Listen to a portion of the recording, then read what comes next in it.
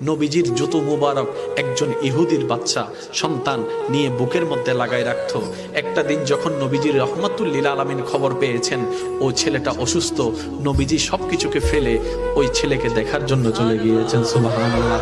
যাওয়ার পরে নবী বুঝতে পারলেন তার আর দুনিয়ার ভিসা বেশিক্ষণ নাই।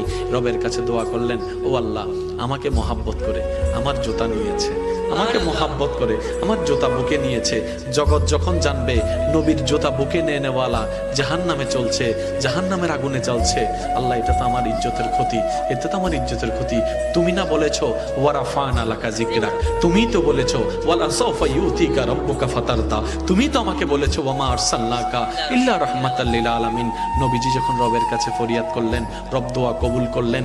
আল্লাহ তাআলা রাসূলকে নির্দেশ দিলেন, আপনি ওকে কালিমা পড়তে পড়েন। সে কালিমা পড়তে দেরি, ইন্তেকাল হতে দেরি হবে না, ইন্তেকাল হতে দেরি, জান্নাত দিতে দেরি হবে না। সুবহান।